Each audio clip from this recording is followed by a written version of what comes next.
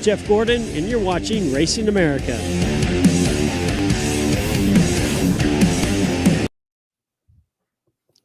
Well, indeed, we are back this time on a hump day edition of everybody's favorite sports talk racing show.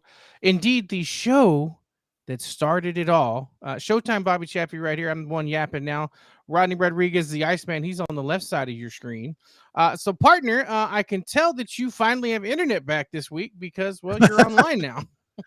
Yeah, you know, that really sucked last week, and the whole thing about it was that's why we missed the show, because there was some Google Fiber is here now. AT&T Fiber came into our area, and I, what do they call it? Hook, bait, and sinker. I took it and went that route, but Google Fiber was out here doing stuff and hit the AT&T lines, and dude, I was like going out of town the next morning. So that was I left. And I got a notification. I was going to send it to you. I got a notification. It was like 10 a.m. the next day, and it said, your internet has been restored. I'm like, it works great here at the hotel in Uvalde. Yeah, right. But yeah, man, man, you can't live without this shit. Isn't that a shame? I tell you, man, it's like we can't do anything without the damn internet nowadays. Well, it is what it is. It is a necessary evil nowadays. I'm just glad we didn't. The internet's one thing, but I'm just glad we didn't have all of the applications, your TikToks and your Instagrams and all that good shit that would record the dumb shit that we did back in the day, because we never did the dumb shit like the kids today do. Yeah, you know, that's that's a weird thing where I think about in the past, where it's like, man, if we'd had social media back in those days and been so reliant on having a computer in my pocket all the time to just pull it out and take pictures, I probably wouldn't be here. I'd either be dead or in jail with some of the stuff that I've done. And it's unfortunate, but hey, man, that was the thing about COVID-19, man. I think where it changed everything. It changed the way we do this show. It changed the way most people do their programming nowadays, to where it was like, you can do damn near anything with the power of the World Wide Web. Well, it's funny how all these radio shows, even our main friends, or even our good buddy Craig Way finally has a camera inside his studio, to where he's filming the himself talking. He's got the picture, obviously, of the people calling into the radio show. But yeah, I mean, even talk shows over the course of the wild, our buddies at Sirius XM over there, the Morning Drive, they have their stuff broadcasting on Tubi now. Yeah. So it's like I texted you before, the medium that is radio, that has a special feel, is probably what we say 90% now video along with the audio, where you get a taste of it both different ways, whether it be regular audio and or video now, as the case may be, for 3/4 of our audience. Yeah, you don't really, and the thing about it is, when you think about it, and this is, I've talked to a lot of people about this, and this is a whole thing where we talk about like with streaming with racing, is it just really broadens the audience so much, because you don't have to be in a specific location. I mean, you can intake this stuff from anywhere, and that's like with talk shows and so forth, is you were very restricted by whatever the transmitter was going to do for you, and the reach, and your reach was very local. But now with digital, I mean, I look at the stats on this show, and we got people watching from, I don't even know where some of these places are. I mean, it may be bots or whatever, but the fact that somebody's plugging into it, it's a pretty big deal. So it's definitely changed, and it was never more evident than last Tuesday or Wednesday, whenever it was, to where it's like you lose that, and all I had was the phone. All I had was the phone that I could work. Couldn't watch TV, couldn't do shit. So yeah, that's. And your phone started running slow because everybody in the neighborhood's on the AT&T phones. That's what happened here a couple of weeks ago. Absolutely. So that's it's one of those things. But I'm glad everything is up and rolling today, and here we are once again on a Wednesday, getting ready to talk some racing on a busy weekend. Lots of stuff happening both on local and national. Last weekend, and then of course this weekend is jam-packed. You got the IMCA Super Nationals there in Boone. Got some good representation from our friends in Texas. Our buddy Johnny Torres, South Texas Sweet Tea, finished second in one of his heat races, so he qualified into the main qualifier earlier today, so that was good news. He's running both his stock car and his IMCA modified, so best of luck to Johnny. There's a couple guys going. Stephen Whitaker Jr. is going from South Texas. That's a hell of a long way from Corpus to Boone. And then you got various other guys. I think Cody Leonard's up there. He ran at Marshalltown a couple of weeks ago, or I guess last week, and now he's running in Boone. So there's some Texas representation for us. Obviously, if your guys in your neck of the woods are running in the Nationals, give us a shout out or give them a shout out on the post and stuff. But yeah, lots of stuff going on. Locally, I'm actually missing the race this weekend with Texana and the sprint cars. I got this little football game to go to down in San Antonio with the I-35 rivalry coming to town. So there'll be about hopefully about 55,000 people in the dome there to have a really, really good time. And something has definitely changed since the last time that we were on the show, because I'm watching numbers and watch analytics and everything as we're doing the show here on the back end, and I see the number of viewers, and then I click over to X, and it's like, okay, that don't match, so whatever. but we are streaming everywhere we're supposed to be. Yeah, so, my X just restarted. That's kind of weird. Yeah, X kind of blowing it pretty good there with a nice amount of viewership there. So thank you all for checking in on the X. And if you're on the Racing America X page, you can actually drop a message there, a live thing as we're going with the topics that we're talking about, or if you have a topic, and we can check that as well. And of course, if you're on Facebook or YouTube, any of those, you can do the same. And YouTube is blowing and going as well. But for the same reason there, we're not seeing the numbers there. But as long as we're there, that's the main thing that counts.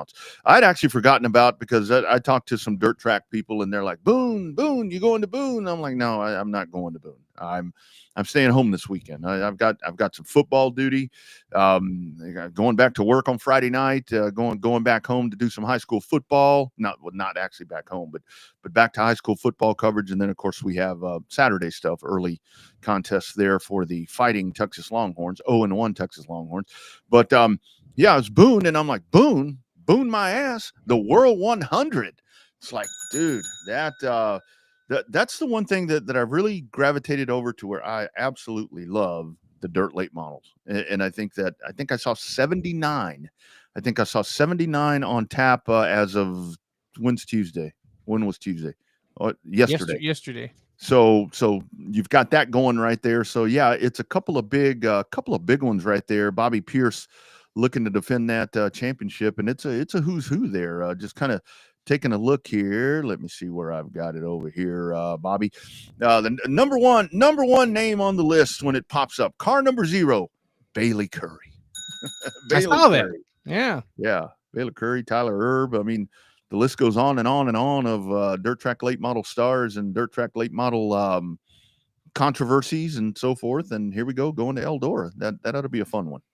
That should be a lot of fun. Eldora and late models, it just goes good together. Their 50-50 sales are unbelievable, up in like the 5 digits there, mid to low 5 digits.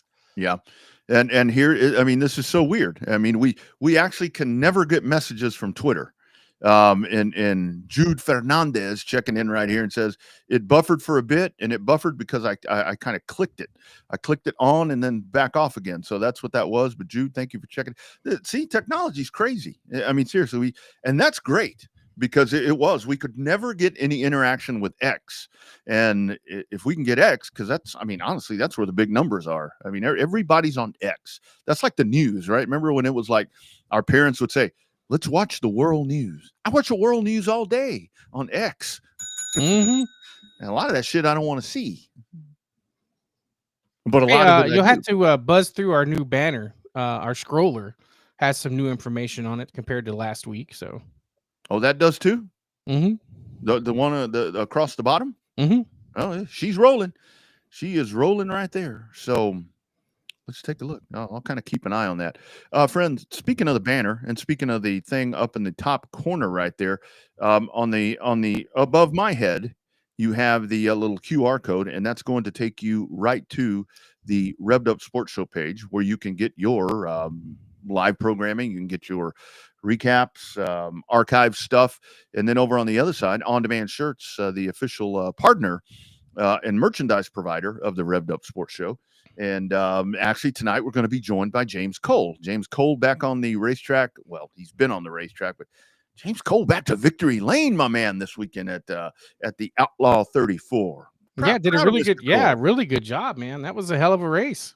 Well, driving one of them badass race cars right there. You know, and one of those. I mean, not that his wasn't, but when you jump behind the wheel of one of the race cars that guy prepares, you're gonna do pretty good. I think. Not taking anything away from James, but that's a damn good race car that he was driving this week. A very emotional win. You could hear him with our friend Jennifer down there at the South Texas Race Ranch. Yeah, absolutely. And James is really one of those guys, and I know we can kind of preface the conversation that we're going to have with him tonight, because he's not going to tell you everything as I wish he would, but that's really a guy that he really genuinely is about trying to help local racers. When we say that, you know, for your apparel and for the different things that you need to get a hold of on-demand shirts, we truly mean that, because they are very much, and James charters that massive company out there in San Antonio, to where obviously they're in the business to make a profit, to make money, for commerce, but they will help you in all that they can. Yeah, they do it all. Shirts, hats, they do koozies, all kind of stuff. If you check out our friend, both our show friends, Owen Pittman and Kevin Rogers, both been on the show multiple times. They're actually, speaking of the Nationals, they're up at the IMCA Nationals promoting the Sparkling City Classic that comes up at the middle part of December there in Corpus at the race ranch. So they printed up a lot of stuff for them to hand out and to do different stuff to promote that big race. So yeah, lots of interaction between on-demand shirts and it's not just local racing anymore. They're getting a nationwide reach now. I mean, when they post the videos, if you see some of these different drivers, they're coming from all over. It's not just the South Texas boys anymore that are getting it, and South Texas guys and gals that are getting their stuff done, but they're, you know, getting them all from all over. So that's good news. Yeah, and they truly do. I mean, lots of different things, and it's not just the racing side or any of that. I mean, quite frankly, I think that more, it seems like what they do on the racing side, because I've toured the facility a couple of different times with James, and I go through there and I see some of the paraphernalia that they're putting together, and, you know, the names on it and so forth, and it's like, you know, we'll play a spot for James later where he kind of mentions whether it's a multi-million-dollar company or you know, Bobby Chaffee Racing. You know, they're going to sit there and do that, and I think that the racing aspect for it, for them, has been more to where they kind of do that whenever, you know, to kind of give back. You know, to give back to the sport. So super cool thing right there that he does. Yeah, no, awesome. One of the good guys. We talk about a lot of good guys in racing, but definitely one of the best guys and one of the best show supporters we've had the whole length of the show. So we have good times with James Cole. Always a good time to stop and chat, and when you get him to slow down for a minute, he's always busy running around. But you know, when you get him to slow down for a minute, always a good conversation with James Cole. Yeah. So you mentioned Boone, and I'm not all too familiar with how everything works, but the car count that I saw, 38 modifieds, 42 stock cars, the northern, I guess it's sport mod, 46 sport mod, 47 hobbies. So that was, I guess you can kind of progress yourself throughout the week. I don't know if that's exactly the format, but I know it's definitely one of those huge events to where you have that and the World 100 going on the same week, because these are not 1-day shows, and they're not 2-day shows, and they're not 3-day shows. These things just go on forever. Yeah, no, there'll be alphabet soup in it all week till you get to the finals there on Saturday. So yeah, lots of racing. I think it's you know, and you could stream all of it. It was streaming today. It's on the Flow, today. Right? No. I think it's no. That's on IMCA. IMCA TV. Yeah, that's IMCA, and the Flow is where you get Flow Kiss My Grits is where you get the World 100. Absolutely. All right, let's go diving in. We were talking about him just a moment ago, and we are super excited. Great partner of the program. And here we are. We have him live. Finally, we had to pin him down. We had to tie him down to get him to come on this program. And like I said, just not only a great friend, but just a great human being, our friend James Cole, On Demand Shirts. How you doing, sir? And doing well. Very, very much appreciate you guys having me on. And sorry it's taken so long. We've been a little bit busy, to say the least, but wanted to get on here. I know it's been too long.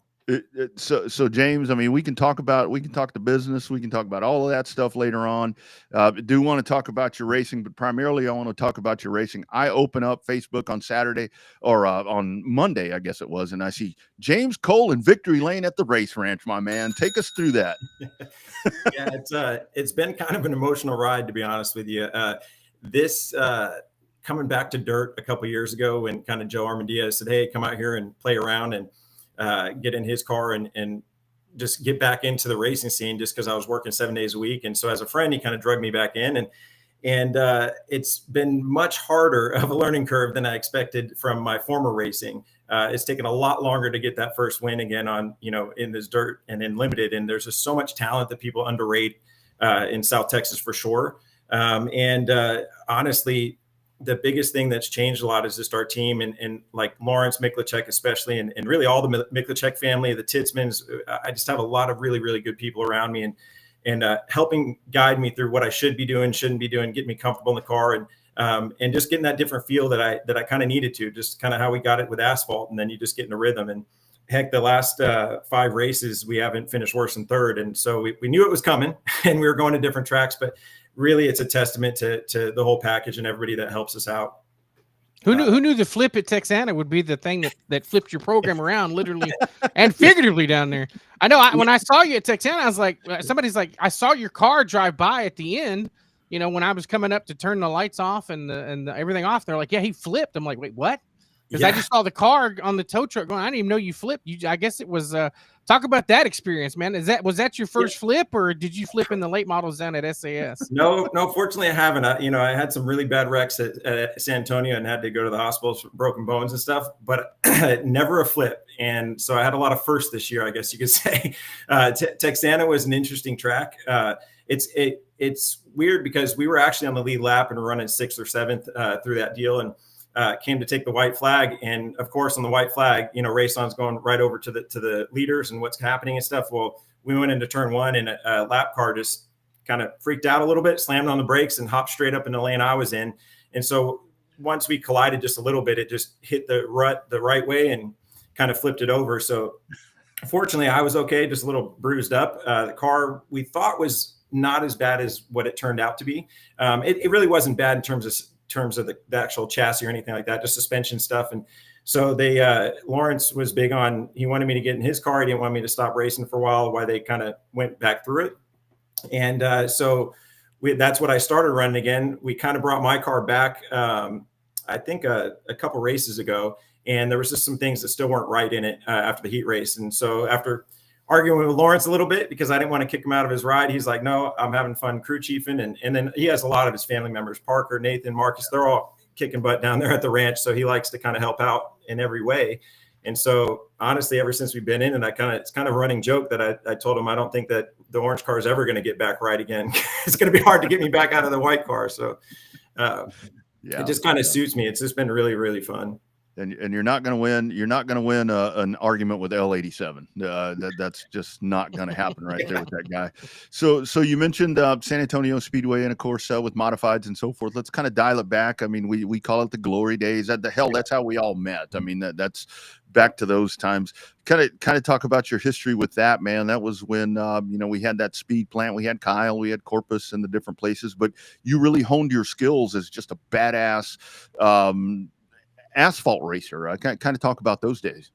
Yeah, I feel really, really fortunate. It's funny, you don't realize in the moment that you're in the good days, right? People say that all the time. And as I started to get older and get into my later 30s and early 40s, you start realizing like the late 90s, early 2000s, man, it's really hard to find that match. Well, I'm sure you could find a ton of people, from Rick Racks, like Yomas, that's going to say, hey, well, the 80s, you're never going to get racing back to that time period. And I try to remind myself that of today, even though things are very different today, to just kind of appreciate it and not take for granted the tracks that are open, the places that we can go and support, and just overall in general. And so honestly, the asphalt side of things, once I went over there, I think 99 or 2000, we started at San Antonio, and there's just no place like it. I mean, you guys know that's been there. Anybody that's raced on it, I feel for the kids that are growing up now that will never have that chance. There's just something nostalgic about it. And I think there's probably 10 to 15 tracks across the country that probably have that same type of just there's something about it across the way it races, that just the feel of it across the board. So yeah, we went into modifieds, and then the TAM series started, I think 2001 or two, somewhere around there. So I think we won a modified championship at San Antonio. Then we went into the TAM series and ran there for, I think, 2 or 3 years. And really it was before I kind of started the business, and still kind of had high hopes for, making it somewhere in racing, and a little bit delusional in that way. So wanted to go back to San Antonio and run the late model class, where they had the NASCAR sanctioning points back then, and grassroots level stuff, kind of like the path that Brandon Bentley took. And was real proud of our efforts going through it. We had our first year that we got Rookie of the Year, and came up like 2 points shy of the championship to Larry Bentley, which is another great in its own right. So you can't say, we weren't, we were good there. And then right after that year is kind of when we started getting all the business going and really starting to ramp up. And so I kind of had to back out for a while on that part. But man, those days with the TAM series, going back to that, when we were touring around to Kyle and Houston, Wichita Falls, Corpus, San Antonio, it was just a great group of guys. And some of them I still hang out with today at the dirt track. It's really, really fun. Saw Joey Heineman out of the 34. I hadn't seen him in about a year out of the track, and just a lot of really, really good people that miss seeing and hanging out with. And that's kind of, we all want to win. We all are racing and competitive. At the end of the day, it's the camaraderie and the family that racing is all about. And that's kind of what stuck with me through all this, even though I've had to take 4 or 5 years apart while I'm rebuilding expanding the business or buying out a partner or whatever it may be. It's kind of always brought me back to it. And I still feel the love of the sport, across the board. So. Yeah, I remember that black late model. You had an orange car at one point, and then you had that badass Ford late model. Yeah, there was like 5 of y'all that was running. Y'all kept splitting main events, and y'all were within 10 or 15 points that whole season. I think Jason Smith was down there in the Haviland car. You had Larry there in the 22. You were in the 14. Donnie Hurelka was up there racing, and there was somebody else that was up there in the top 5. Yeah, Robert Barker was running then too. Yeah, I mean, it was like you guys were it was like you had to be there live to watch it because it was damn good racing. But when you couldn't make it, you had to flip open the Express News just to see how close the points were that Monday morning. So. Yeah, it was really cool back then, and especially the late model. There's just something else about that type of class there. And I did get to run a super late model. I think it was USRA at the time, Brandon Bentley's backup car a couple of times. That was a just awesome experience in general across the board. But the San Antonio stuff with those guys, some of those guys are heroes to me. And as you kind of grow up through it, it's really awesome to be able to race against them. It's just something different. That year that we brought that out, that was black, because most of the time I've had orange cars, and they're all 14.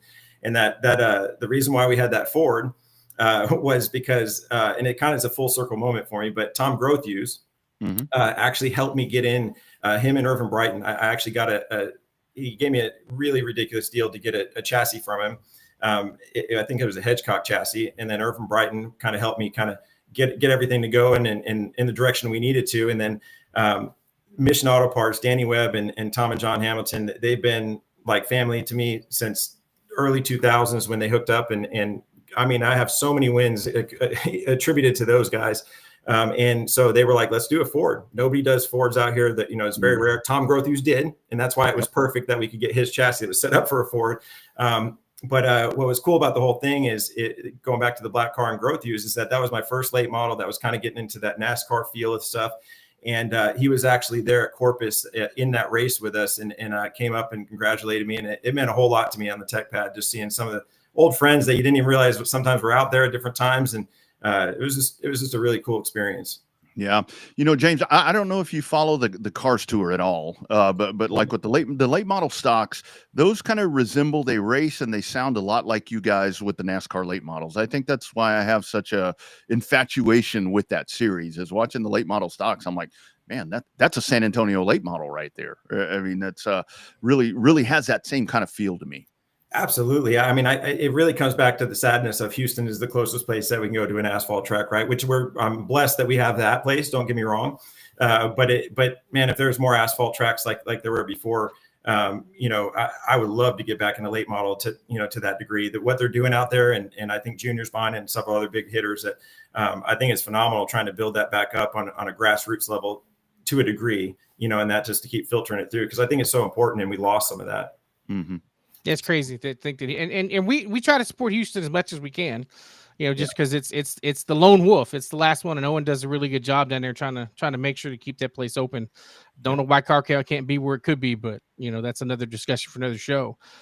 Speaking of discussions, so tell us about On-Demand Shirts. We talk about you all the time on this show. Clearly, you can tell by Rodney's shirt. I got my new merch in that you helped me with. And but tell it from the ownership side. Tell us about On-Demand Shirts, man.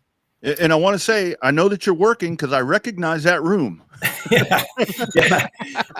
Unfortunately, that's correct. I mean, honestly, we kind of have a contract side and the On-Demand Shirt side, and On-Demand Shirts kind of created. I've said this a little bit. I really should push the story a little bit harder, but we've just been so crazy busy. But I really want to get back to the racing side. So the On-Demand Shirt side, majority of the profits are going back to a track, is going back to a series, going back to a racer. We're really trying to support that side of it because we know it's really kind of hurting down south. And we don't want that to die and go away. So that's kind of what built off of that side. People don't realize that we've been screen printing and embroidering for 20 plus years and do a lot of corporate work for a lot of business. That's probably most of it. But you were saying earlier, Bobby, that we're getting a lot more traction nationwide with the racing stuff. And it's really true. I didn't realize how much it's kind of how we built the business to begin with, was word of mouth. And the more people are seeing kind of the product, how it comes to you, just honestly, just that we care. I mean, I have a phenomenal group of people that we've worked really, really hard to put together over the years. I mean, my VP has been with me 13, 14 years. I got operations manager for I think over 17. Just everybody really believes in what we're doing. It's not just kind of a 9 to 5 coming into a job, and that's what it is. Which is kind of why we had last weekend we had production in on Saturday. They took off Sunday, and then they were back in there on Monday and stuff. And that's just to make sure that we're hitting deadlines and we don't let anybody down. So it was an easy switch to kind of go on the On-Demand Shirt side and hit into the racing world and try to give back in that way. And honestly, I've been having a lot of fun with it. And it's selfishly enjoyable for me and my team to kind of give back to the stuff that I really enjoyed, growing up. And, especially when you're younger and a teenager and thinking that you can make it in the racing world, even though you're a fraction of a percentage of the talent and what it takes to get there. It's honestly, that's kind of what we grow up and why we still are bit by the racing bug and love it. And James, to talk about the operation right there, because I've seen it firsthand, and you guys do a tremendous job with videos and so forth. I mean, your team is just everything that they do, but I don't think folks really have an idea of what you have built there. This thing is just a massive, it is mass production, and you've got so many moving parts and pieces, and it's a constant fluid moving business, and that place is massive. You have to be really proud of what that has become, dude, because it is unbelievable to watch. I remember sitting back in awe, and I'm like, holy shit. Are you kidding me? I really appreciate it. And if I'm being totally truthful, I very rarely take the time to back up. My parents tell me all the time, people that care about it, my girlfriend, back up and really look at what's there and what is built over all the years. But I think it's the competitive racer in me. I take the same approach to the business side, where it's always, hey, no, we can improve more. We can do this better. We can do that better. Right now, to your point, we're looking at more space because we were tapped out and opening up another department and division that is kind of just a force of nature in general that we need to tap into. So we're constantly growing and looking how we can improve no matter what it is. So the operations, I wish I could say I want to go back to 5 days a week and stay sane and get back to racing a little bit more and doing some of that. But really it's the people that drive us, and we want to keep growing and be known for a quality product and getting stuff done on time. Absolutely. So see, Rodney, James and I have something in common. We're both road runners. And so we're excited about this weekend's ass kicking that we're going to give the Bobcats in the Alamo Dome. I don't know about that, guys. I don't know. It's going to be a hell of a game. I can't wait. But talk about the stuff that you learned back then, right? It's like college only teaches you so much, and then you get the real world bumps. But talk about that transition going from being a road runner to being a business owner.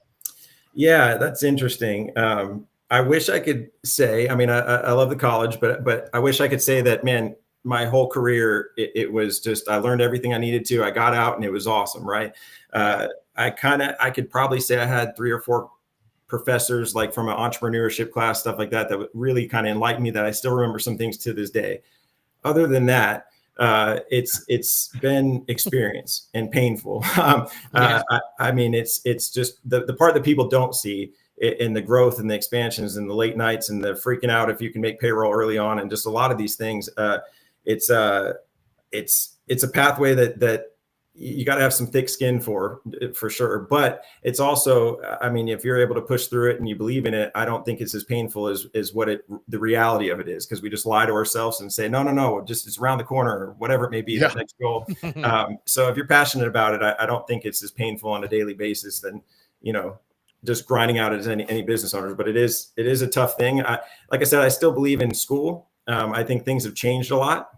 Trades have really come back in a strong way that I feel like, depending on what you want to do, is the path that you should take. And I think school is still important to a certain degree on the higher level, the college. But it's I think, in my opinion, I think you could kind of cram in from some business owners if they wanted to do that in a 2-year program type deal. In general. Not that I don't love UTSA, I do. But just the experience at that time. That's a really great point, James, because I talk about this all the time, when I'm talking to kiddos, to where it's like, I know I have a lot of friends and colleagues with degrees or whatever, but I've got a lot of friends also that are plumbers, electricians, all these different things, and they're making a hell of a lot more money and a much better living than some of those other folks. But that's, again, like Bobby said, that's. Yeah, but I can tell you right now, even on us, a lot of people just see the shop and see all that stuff. Like, what the reality is that everything we touch, we actually have like 6 or 7 internal departments, depending on what decoration methods there are, and e-commerce and Shopify backed up. And so all that stuff going through there's so many touch points, high labor and a high customization. It's not like Amazon where you're pulling product off the shelf and shipping it out. You have your margin. It is what it is. So I laugh about it. It's a great point that you made, and I laugh about it because one of my great friends is Joe Armandia, and they come from the plumbing world. And I'm like, they're going to make more money than I probably will in a lifetime, right? But what I mean is just the plumbing, AC, there's a lot of those trades. There's really good money in it, and that's why I think they're coming back. Because before, like as us growing up, I mean, it was one of those things where it's like, oh no, you don't want to do that. That's beneath you. And which I never understood that. But that's kind of like, oh, it's hard work. This is what it is. But it's now we have this massive shortage for it. And then with everything with AI coming in, there's just so much more focus on the things that do need to be hand-on and what we're going to need in the future. Yeah, great point. So give us the process of how it works. So if they go to support or sales at ondemandshirts.com, let's say, it's a little different for Rodney and I to work with you with our stuff because, we're on a little different level. But if somebody's sitting there and they want to get Joe Blow Racing back up and running and have T-shirts, how do they start? Is it just an email? And then what happens after they get the email? Yeah, I mean, it just really depends on what they want. Because again, we offer a wide variety of products, and now we've kind of partnered up with a lot of people like Austin Witch with RUSS race gear and different people that have a lot of wide range of product in terms of us in-house, with whether it be koozies or hats or driver's bags or shirts, whatever it may be. Depends on if they want to design for like a full-blown race design, which will take anywhere from 2 to 3 weeks to 4 weeks, depending on the time frame from start of concept to actually shirts to your door.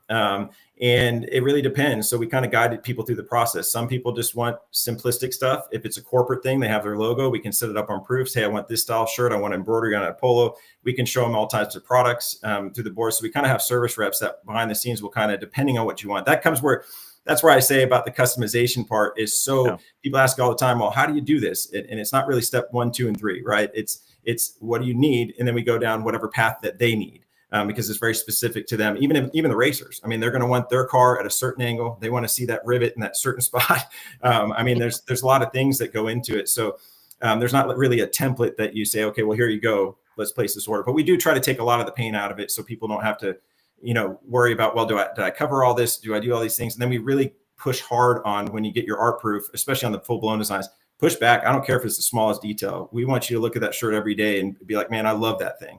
I mean, its quality is a big deal to us. So that's kind of the process, but there's a little bit of process difference between, each decoration method, but really the service people that we have behind the scenes are second to none. And that they'll spend whatever time it takes to kind of go through it with you guys or with anybody that Right. James, I think one of the biggest things with the on-demand shirt side and with the racers and, all of us that are your customers, that are your partners, with apparel, I'm going to kind of speak for you here. Feel free to tell me if I'm wrong, but it seems like you guys take a lot of pride in the sense that Joe Blow Racer, that they actually get an opportunity to have apparel with their car, with their brand, with whatever it is, to where in the past it was like, I mean, when I raced that, I could have never had that. I mean, but I think you guys give folks an opportunity to where it's an affordable way to, whether you're going to give it away, you're going to sell it, whatever you're doing, that shit with your name on it. And that's pretty powerful right there. Yeah, the biggest thing that's changed is like the way that we can go about decoration, right? So like when we go into these full blown, 8, 9, 10, 11 color designs on the back and stuff, it is really difficult to just print one of those shirts, right? Mm-hmm. You spend so much time in it, and then you may have 2.5 hours setting it up on the machine with the right inks and the right stuff going through there. So we kind of have to watch how we can do those things. That being said, that's a full blown to the max detail. If you want 150 or more stuff that we want to do, you can do anything you want, specialty colors, neons, metallics, whatever. If the everyday racer that just says, hey, look, I want it for me and my team, because to your point, and I know it sounds crazy, I've owned this business for over 20 years, but yet I didn't have racing stuff until probably the last 10. And even then, I think I had one shirt when we just did it when I was doing the Lucas Oil stuff in 2009 or 10. And not until I came back again. So even me, I mean, it was one of those things. It was very difficult. They didn't have, what we have now, which from the digital type printing, to where it's more expensive on one at a time, but we can do one at a time. I think we did some of that stuff with yours, Bobby, to where it's phenomenal stuff. It gets so much great detail. And even if it's a, $4 or $5 higher price point, you can buy 5 at a time. You can buy 12 at a time.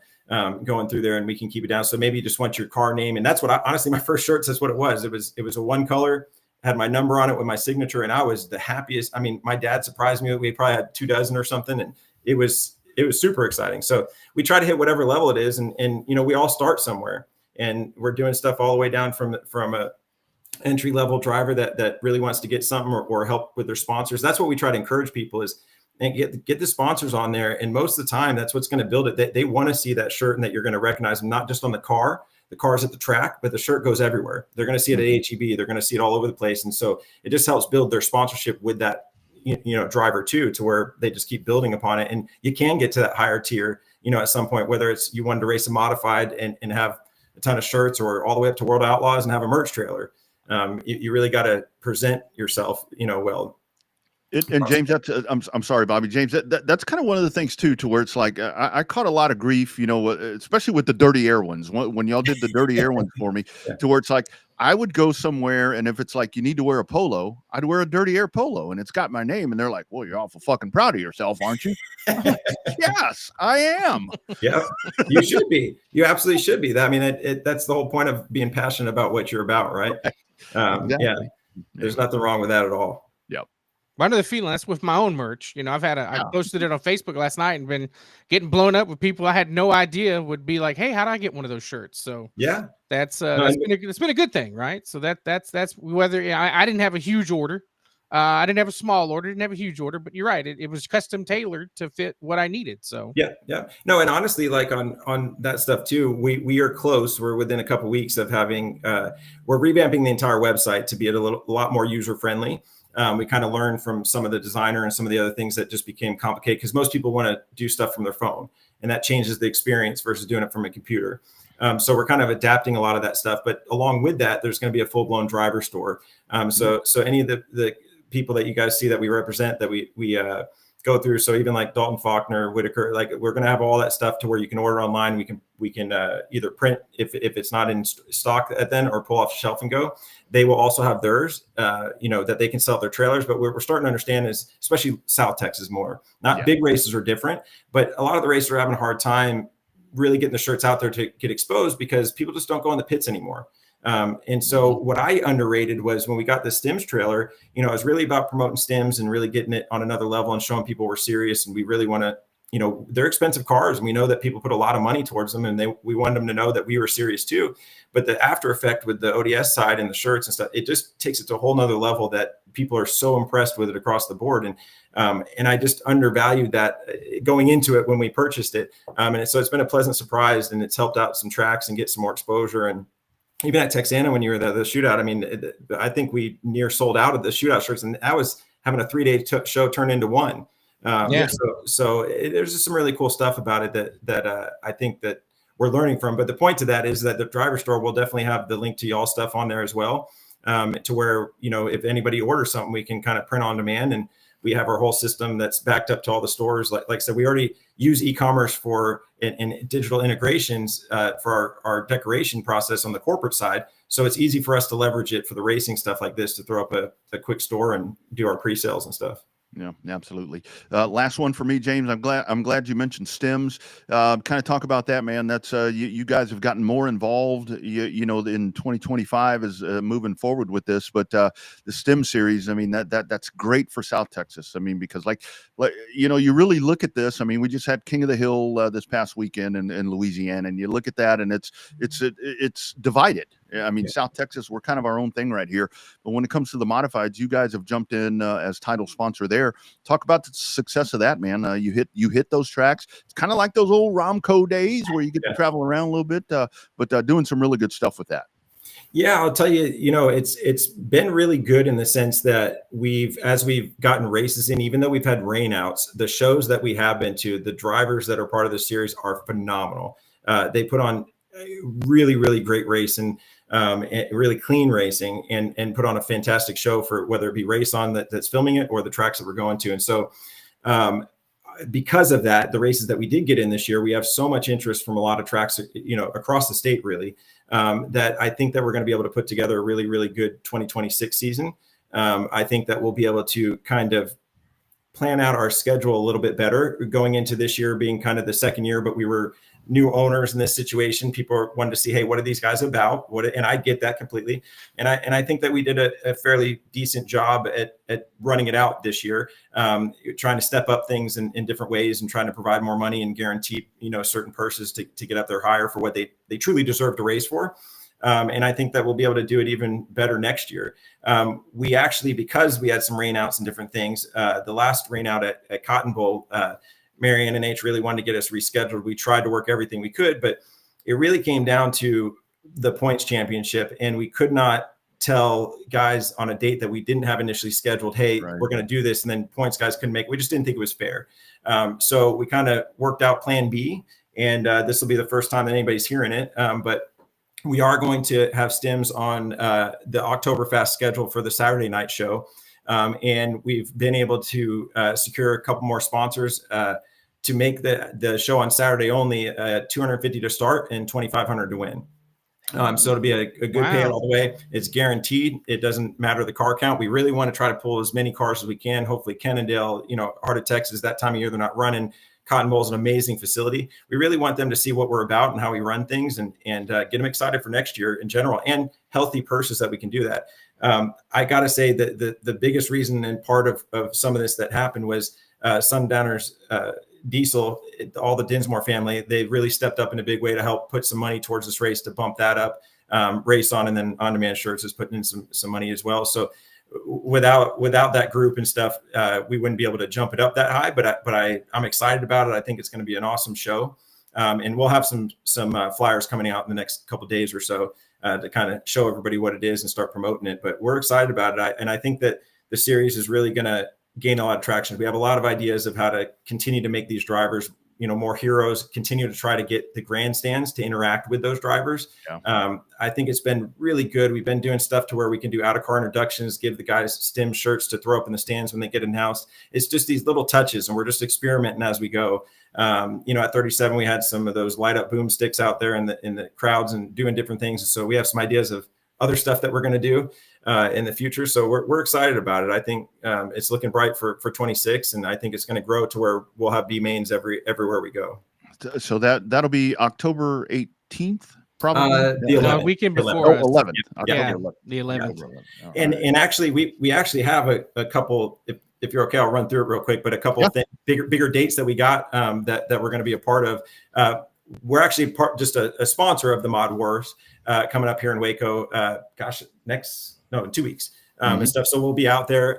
One of the guys that we sponsor and work with, Jake Tim, with the World of Outlaws driver, he's bringing down his modified to run in that. So we're going to kind of hang out there. I had to be out of town. Otherwise we would have, for the first part of it, we would have brought the trailer in. So we're kind of locked that down for next year, but we will be there and represented. Then the next thing is October 2nd through 4th. We'll be at the SuperTech 600. We're doing all the shirts and everything for that. I think actually we're excited. I think Lawrence is going to get an enduro car so we can kind of flip roles. And I can hopefully help him out with that process and just have a good time. But we will be there with the trailer, and we help sponsor that event as well. We actually have the design that's getting wrapped up in the next week or two. So we'll be able to release that also. And then, of course, Oktoberfest after that.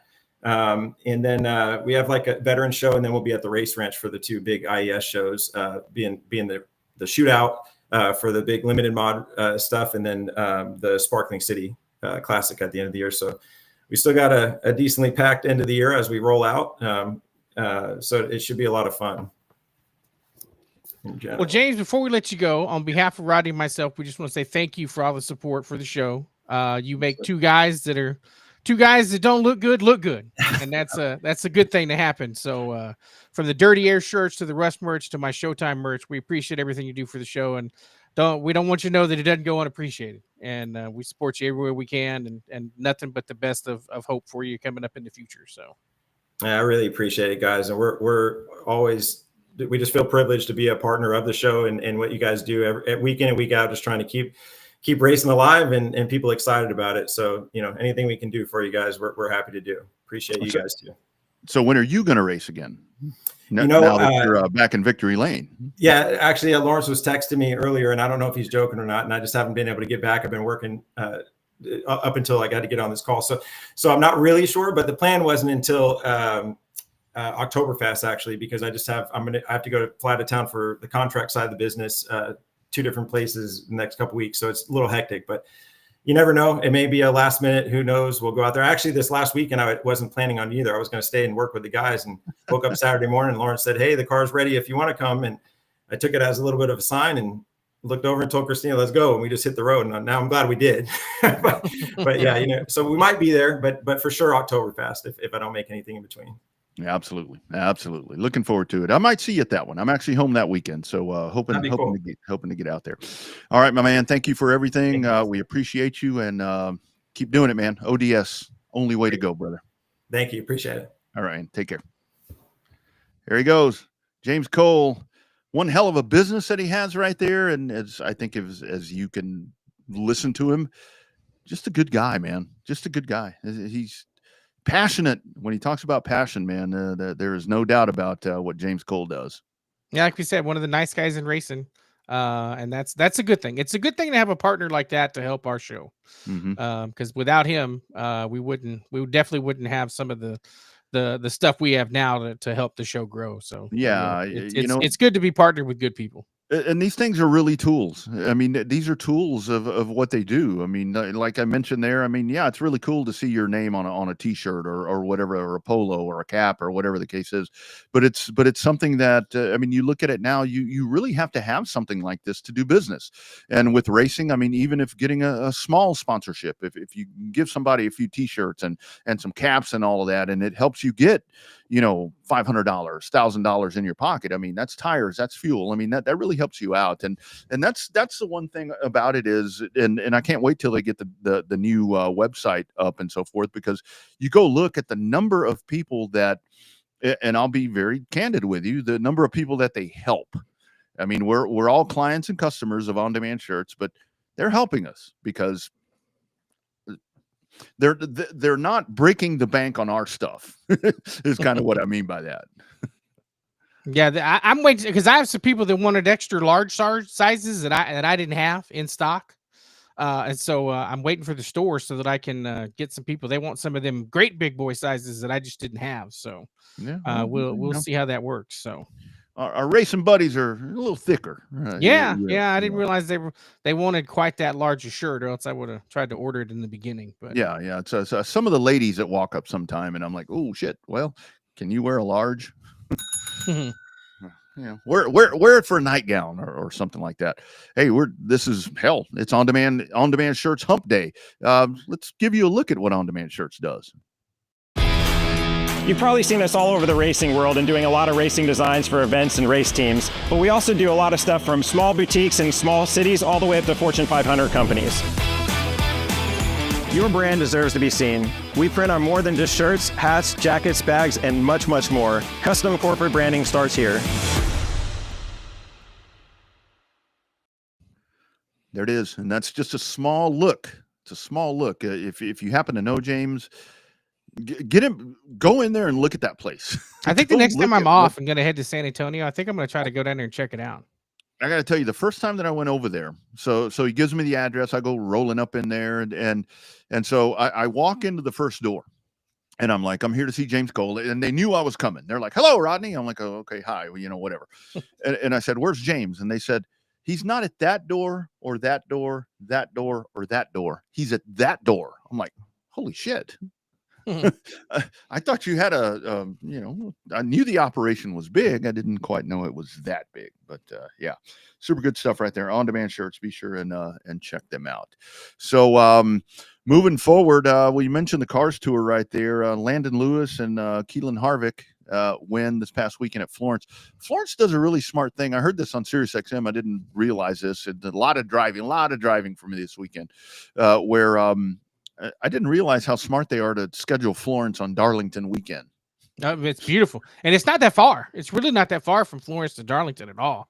It's a hop, skip, and a jump from track to track, so it makes sense because they run there, on Friday night or Friday and Saturday to get it all in. And yeah, it's perfect. Coming up, and then they run that big South Carolina 400 coming up there in a couple of months too. So good, cool little racetrack. Driven by there. Hadn't been to a race there, driven by there, but it's cool. It's a cool little joint right there. Yep, absolutely. King of the Hill this past weekend, we kind of touched on that. Cody Smith. That's where, when I see these races, I'm like, okay. And Cody Smith is actually one of the guys that, when you're putting your list together of who's going to win these big factory stock races up north, and like we talked about, I'm glad that James kind of mentioned that, because that's really what I'm seeing, to where it's now, with a lot of the coverage and so forth and everything with factory stocks and the different racing in Texas, South Texas is really in its own little playground. I mean, it's like South Texas gets left out. And I think we need to make a better effort to include them. So probably something that we'll do moving forward, because they get left out of, it's like the one kid that don't get invited to the party. It's like, come on, what about South Texas? I know Johnny Torres is in Boone, but come on. I mean, that's why you have to invite everybody. Well, that's why I had to get That's why I had to get the Valentine's card for everybody back in the day. You got to go. I guess that's the other part of it. That's the other part too. That's the other part. I may be making up excuses for something that doesn't exist. Cody Smith, Mark Underwood Jr., Justin Whitehead, Dustin Hennigan, and Jeffrey Abbey, 1 through 5. And Underwood almost went back to back. Mm-hmm. Yeah, absolutely. So you've got that one, and that's just one of several now as we get towards the latter stages. I was thinking about this the other day. So remember where it's like Labor Day, after Labor Day, we went back to school when I was a kid, way back when we used Big Chief tablets and pencils. We would go back to school after Labor Day, and racing season was done. Yep, Memorial Day to Labor Day. Remember when they first wanted to do Oktoberfest? Everybody thought they were crazy racing all the way into October in San Antonio. It was like that was it, because I remember, like, Dad, he would so we'd get done and it's time to go back to school or whatever, and he'd go with Palace to the snowball, because the snowball has always been when it is. And I'm like, what? They're having a race in December and in Florida? And now it's like, shit. Now we're just cranking up. I mean, now we're getting to the meat of the schedule, when the point championships and track championships, all that shit's done. That's irrelevant at this point. Now it's time to go big money. That's time for the big money. Time to get your revenge and time to get your big check. Yeah, absolutely. Hey, by the way, does your other deal start at 8? Yeah. I've got it over here. So okay. I can kind of work with it. Pay more attention tonight than you did last night. Yeah. Dude, I got a good grade. I got a good grade in that one. So, like I said, y'all don't need to know my grade. I got a good grade for once, because it said I was going to be a B+ and was projected to finish 11th out of 12. But we'll see. I usually don't finish that far down. Yeah. Coming up this weekend, Mobile, the Outlaw 100. As you see, be good. Yeah, you can't really see it, but that's Cody Brusso had sent us that a long time ago. It's the Cody's the butt side of Cody's car, with a revved up thing there. I should have moved the camera around, but kind of why I pulled that up. Yeah, the Outlaw 100. And get this, Mobile sprint cars. Holy shit. Ooh. Oh, man. You want to talk about sprint cars on pavement? Sprint cars at Mobile? High banks. Nope. Words of in the words of Greg Davidson, WFO, right? Oh my God, that is going to be. I'm glad that my responsibilities on Saturday are from 11 to about 3, because by the time that's over with, man, I'm going to sit here and I'm going to check out the World 100. I'm going to be checking out Mobile. Cordeal has the Speedfest Pro Late models, 125. So that's on Racing America. Yeah, you got that. New Smyrna Pro Late model twin 50s. Dude, we're just getting going. We're just getting going. Yeah, just getting good. And then of course you got the big IMCA Nationals and Boone. Yeah, all kind of. I mean, there's all kind of racing still going on. You got the Winchester 400 coming up here in a couple of weeks. I mean, it's nonstop now. Yeah, there's certain events that can go head to head with college football. Not many. Yeah, well, and the thing about it is that's where it gets to with these pavement races in the Southeast, because it's like, I mean, that's kind of one of the things that I really love about going to the Derby, is that you have to set aside some time on Saturday afternoon to go in that tent. And hopefully it's raining. Yeah, hopefully they watch the SEC championship game. Watch the SEC championship. Yeah, because that's where you get some of the, I mean, you get race fans fired up in the stands, but when you've got Georgia playing Tennessee or Georgia playing Alabama or whatever, it's like, and I haven't been there since Texas is in, the SEC. So that's one of the coolest things right there. I know the last time that I was there, I think it was, I forget who, Georgia and Alabama. Yeah, Georgia and Alabama, and it rained, and we had some friends that had a condo, and we went and watched that, and it's like, man, it can rain all at once. The last place we want to be is at the racetrack watching this stuff. But then we went to the bar, and we thought this was time after. This was the time after. Oh, yeah, I thought about the time we went with the Duke. Oh, I don't want to think about that time with you. No. That bull owes me one. So does Kyle. That was the credit card debacle. I'm not going down that road again. I'm not going down that road again. What we won't see anymore until 2026, until what, March? Yeah, IndyCar. Yeah. Why?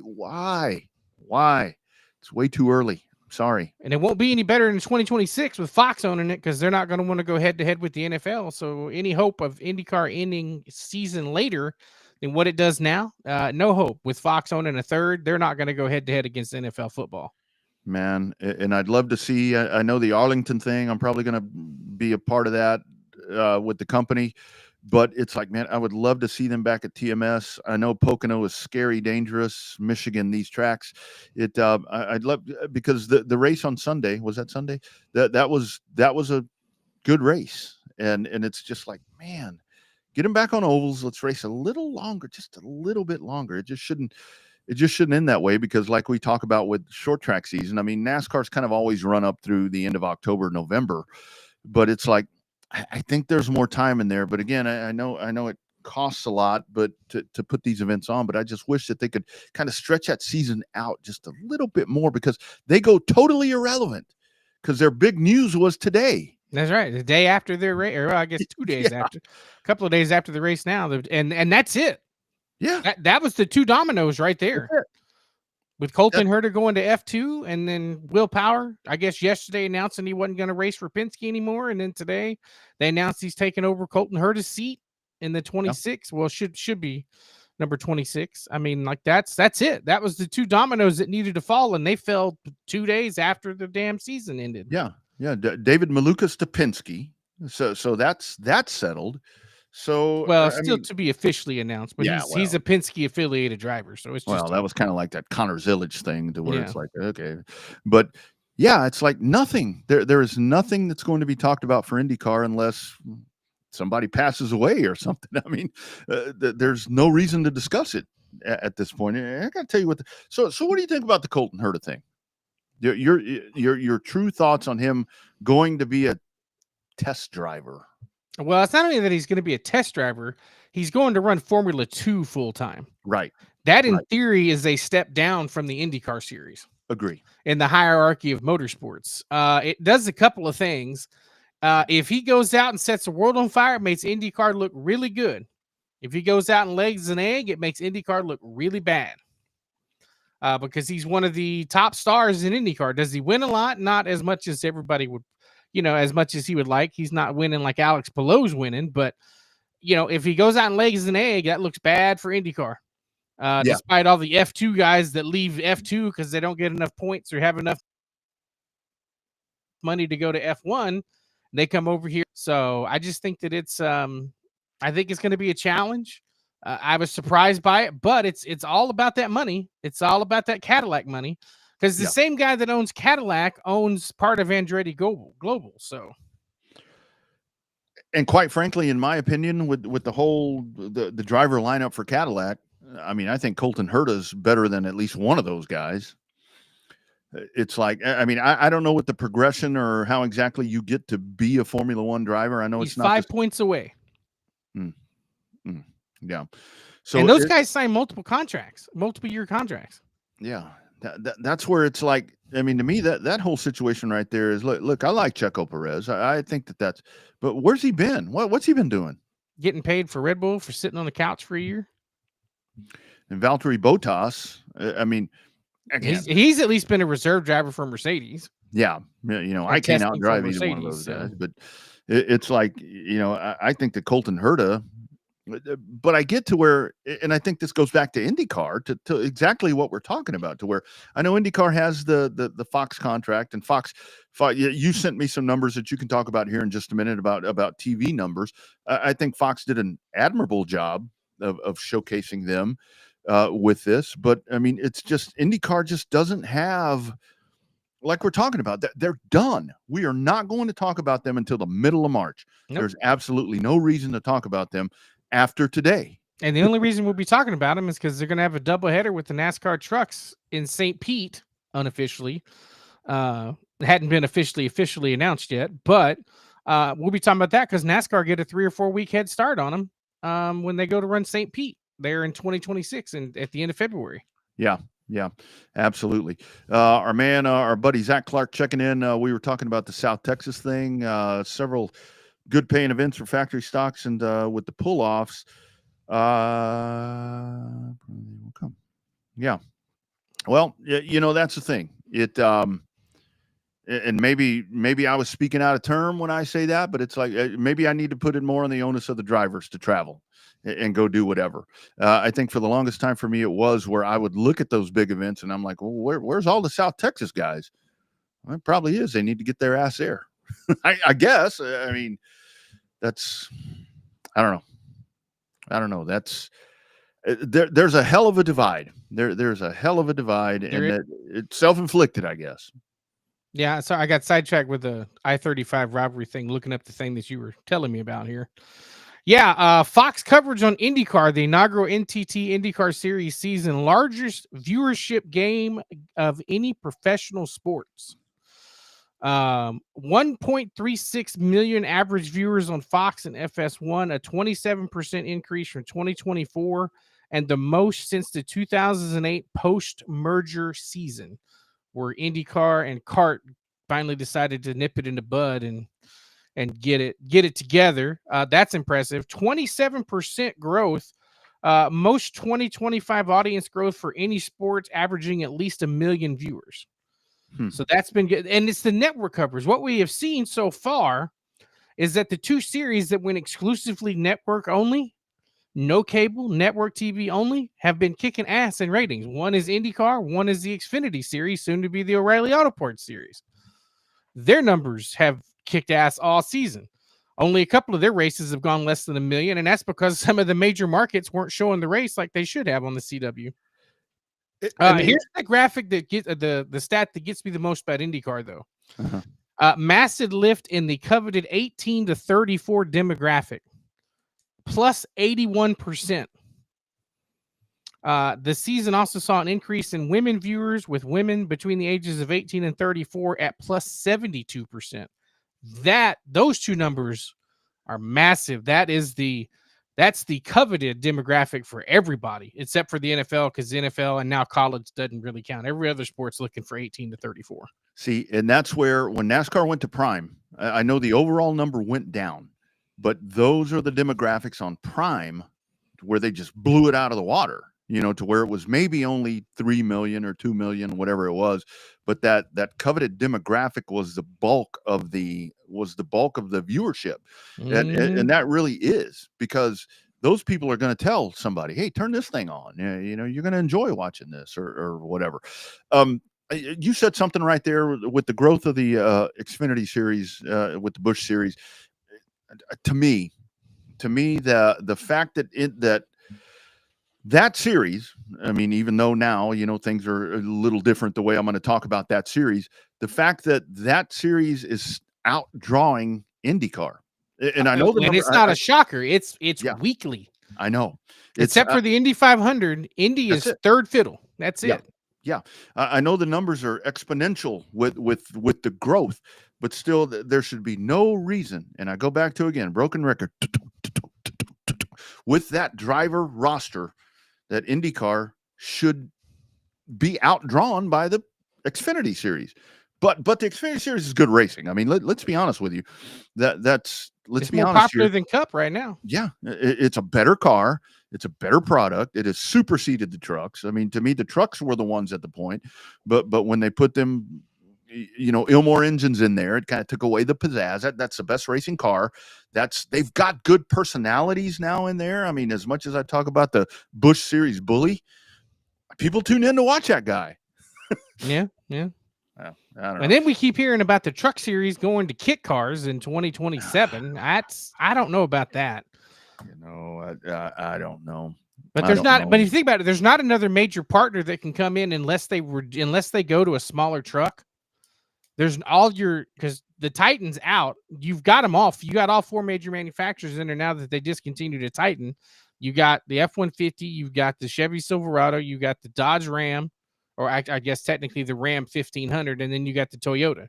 You got all four major pickup brands in the series. So I don't see them changing that. But apparently they want to change the chassis, making it more of a spec chassis like they did with the Cup cars, supposed to make it cheaper and easier to get into.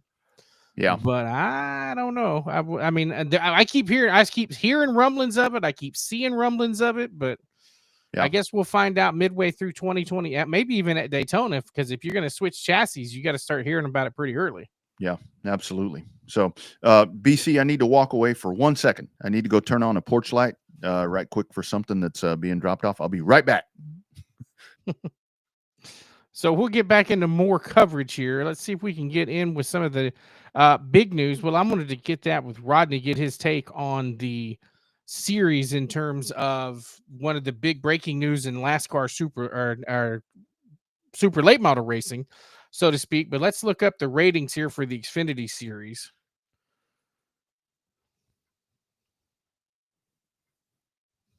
Let's see here. See if it'll pull up here. Yep, that's horse racing. Yep, that's all horse racing stuff. So you never know. Right when we work on the fly, that's when we end up having everything not work out. Let's try TV ratings.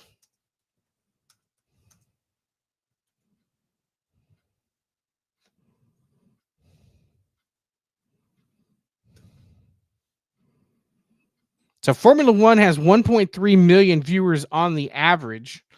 Here in 2025, a 7% increase from 2024. The average demographic they're looking for there is 18 to 49, which is representing a 24% increase in roughly 500,000 viewers there for Formula One. That's for 2025. Frontstretch.com. Let's see if they have this week's ratings out. If I can get the computer to cooperate here. Come on. No, this is all Cup stuff. Hang on. Yeah. It really gets to where we're like with I really think that the move to the CW for the Xfinity series has paid dividends. Absolutely. And the whole thing is, look, we say it all the time, Bobby, there is no free TV, because if you're going to go over the air, you still got to get the antenna, the converter, whatever the hell that thing is called. But if you're going to, I cut the cord, and that was the thing, like we were talking about at the beginning of the show last week, or last week when my internet goes down, I'm like, shit, I can't watch TV. You know, if I'd have still had DirecTV or Bish Network or any of that stuff, I could have watched TV. I had power. But no, I guess that runs off internet too, doesn't it? No, I guess I wouldn't have. I guess I wouldn't have watched TV. Sorry, dogs are out of control. Here's something else I mine saw was today. going. I'm trying to find the ratings for this weekend, but it's not working. So, Well, I saw this today, and I think here's something else where we were talking about that demographic that's so important, that is so important right now. Take a look at this, and I've thought about this so many different times when it comes to motorsports. The average race length this year in racing series, to where it's like people don't want to watch NASCAR. How much of that factors into that? well, you can get so much more done during a NASCAR race because if it sucks, you can do other things. So, it may be an hour. It may be, and of course, Darlington was what, almost 4.5, 5 hours. It was a quicker Southern 500 because there wasn't as many cautions as there could have been. So yeah, I mean, when you're looking at 4 hours to watch a race, despite the average being 3 hours and 15 minutes, that for this generation and for this on-demand, lack of a better term for the night, demographics and way they have here, it's like, you got to have access now. That's a long attention span for 3 hours and 14 minutes. The thing about it is, what's not going to change in there, as much as NASCAR changes stuff, because it was like, so when so many of the 500-mile races went to 400, it's like, okay, that's that put a lot of people in an uproar, but NASCAR's not going to change that. I mean, they're going to keep cup races, to me, and this is where it goes back to the Xfinity race, to the Xfinity series, to where it's like you may have if the cup race is a 400 miler. Let's just say TMS, for example. You've got 500 to 400. Yeah, you go to 400, and then the Xfinity race is 300, and people are like, well, that's only 100 miles, but that's an hour and a half. It's a very compact, depending. I mean, I think a lot of race fans, they don't care if a race drags out and you've got crashes and you've got different things happening that kind of keep you entertained. But when you have a tail whooping like you had the other night with Chase Briscoe, and by the way, Chase Briscoe might win the Cup championship, Bobby. That dude is flying. That dude is flaming right now. He's coming on. He's hitting the stride at the right time. Yeah, I think that Xfinity kind of falls into the time frame right there, that where it's like not as short as Formula One or IndyCar, but it's kind of just hovering right over 2 hours, 225, something like that. And I think that's the ideal number at this point, unless you're at the track. And that's where this is so different, because I would say that if I was going to go spectate a cup race and it was 2 hours and 20 minutes, I'd be disappointed, because I'm used to going there and spending 4 freaking hours sitting over there watching it live. So that's where it's like, you have to, I mean, you want to satisfy the on-site? Do you want to satisfy the end user that's watching the stuff on TV or streaming or whatever? Look at that. Look at what CW Wars said. I still have an antenna. Well, out there where he lives, he don't have much choice with fiber. Yeah, I remember, dude. It was like, so I'd go to my Uncle Martin's house and we'd stay out there and we would, to watch Monday Night Football or Monday Night Baseball, because back in those days you had 4 channels. Channel 7, 24, 36, and 18, which was PBS. PBS. And it was like we'd sit there and we'd want to watch Monday Night Football, and the wind would blow. It would start raining, and he'd like go out there and he'd be like turning the pole on the antenna. It's like, how's it looking from right outside the window? It's like, okay, that's good. Right there. Don't move it. Don't move it. And he lets go and it moves. Yeah. Dude, they don't have ratings for Darlington up. They have the ratings for Daytona from 2 weeks ago. What are those? NBC, because the Daytona, the playoff closer, was on network NBC. A 1.76 rating and 3.297 million viewers. That's really not bad. That's not bad on a Saturday night. Not bad on a Saturday night. With some had some college football and a couple of NFL preseason games to go against. Yeah. Xfinity at Daytona, 1.092 million viewers. Viewership was up 33% over last summer's race, airing on the same weekend, but on network TV. Not a surprise there. Well, the Sundays are over because Big Daddy starts tomorrow, and that's going to take over Sunday. When you have Sunday afternoon races and so forth and so on, I mean, the playoffs. I mean, maybe the finale will get a good number, but yeah, here they come. Daddy's back, and nothing can be. And NASCAR knows that, and the networks know that. Yeah. Here comes Vince McMahon with his grapefruits hanging out of his underwear. The NFL. Did you see today the bad news about Red Zone? Commercials, right? Commercials on NFL Red Zone now. That kind of takes that away. ESPN, man. ESPN. Yeah, that. Whatever. I knew it was going to be something. I wasn't absolutely sure what would happen that was kind of disrupt that. Is it going to be like small box? Are they going to do something like this? Or I don't know. I just said that they were going to end up having commercials on it. I'm like, well, all right. Well, maybe even like that. Yeah, like like they do. Did you get the full view of my dog in my man cave? That's all right. Yeah, it's all good. It's all good. Man, I think we got it covered. Great conversation tonight. We did miss one thing. What's that? The Hamke deal. Oh, yeah.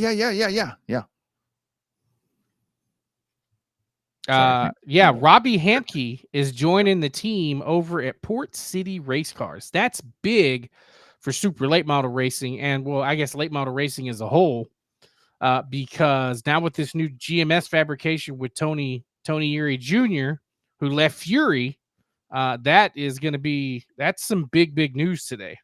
Yeah. That's going to be a pretty big shift right there.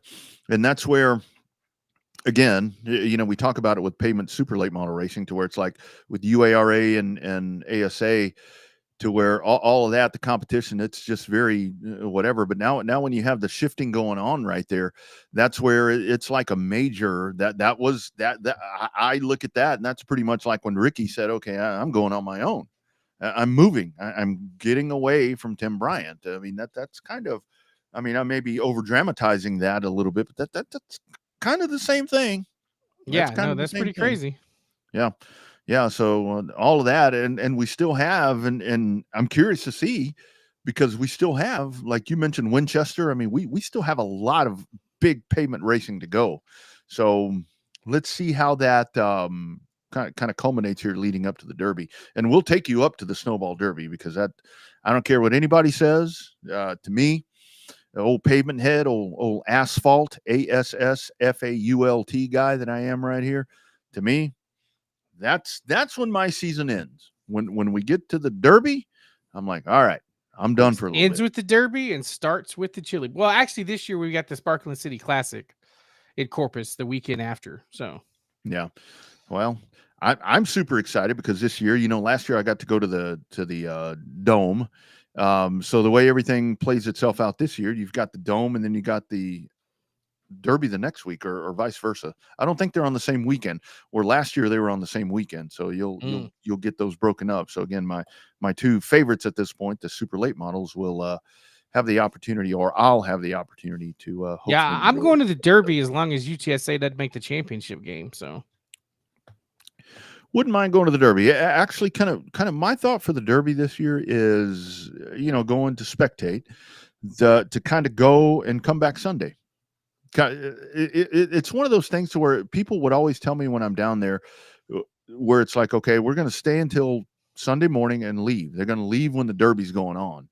I'm kind of thinking that's what I may do if I go, unless they put me to work. No, I mean, we've had to leave before the Derby went one time because it rained. Yeah, well, and that was the day they moved it to Monday, though. Yeah. So, I don't know. Hoping to get down to Pensacola. Got a lot of people I want to go see. It's been a little bit since I've been over there. Great program. Thank you to James Cole for checking in, and not only for James Cole for checking in. I mean, James Cole for everything that he does, not only for Bobby and I, but for all of you people out there, because he makes you people look really good. He makes you people look really good. Not he and his team. because that's the one thing that James always talks about. And it is a very collaborative effort that they have over there. His business manager, his all of that. I mean, it is a very buttoned up organization that they have right there. I highly recommend. Talk to James, schedule a tour, go see what they do, because they make it look really, really cool. Yeah, no, it looks cool in the video. So maybe the next time I have a free afternoon off, I will. I should have done it this week, but when I had the whole week off last week. So there you go. There you go. All right, friends, we'll do it again. I kind of like Wednesday. I know this show is like ever changing, but anyway, we'll do it again next week. Just be sure and check out the socials, and be Tuesday or Wednesday. Tuesday or Wednesday. Tuesday or Wednesday, yeah. Tuesday or Wednesday. So you've got football, I've got football, and the in between is plenty of racing. And we invite you as well to find a racetrack or find a streamer that's going to have some racing on for you. Yeah, it's going to be fun. I'm picking a bird win in the Dome. It going to be close, but it ain't going to be the ass whooping than it was last year. Check it out on ESPN Plus. UTSA plays Texas State, the best G5 rivalry in the state of Texas, and one of the best G5 rivalries in the whole country, in my opinion. Tarleton State, bitches. Tarleton State. Former donor to that place. But now my work is done. I'm no longer a donor, but I still am very proud of them. Although that Army team's probably going to win 2 games this year, but whatever. Yeah. We get them at home in the Dome, so doesn't matter. Thanksgiving weekend does not matter. If you guys missed the news, James Cole talked about it here. October 11th, you will have Stems at Oktoberfest at Cotton Bowl Speedway. And again, a big shout out to Cotton Bowl Speedway. That's I guess that would be our hometown racetrack when it comes to proximity for us. Marianne and H.E. Nauman, the incredible staff there, putting on a great program. I think that's going to cap off a weekend of just some really good fun. You got the dirt trucks. You've got a lot. It's going to be a lot of stuff happening in Oktoberfest. And Stems at that place. Whew. That's a Stems track. That's a Stems track right there. That's right. Wide open. Yep, absolutely. All right, we'll do it again next week. On Demand Shirts, the proud presenter of this program, along with audiovisual consultations. Be sure and check out all those folks and help them out. Help them help you. We'll get out of here with a word from On Demand Shirts. See you guys next week. Precision, consistency. Just like in racing, these are our values in screen printing, embroidery, and everything in between. If it's branded, we can do it.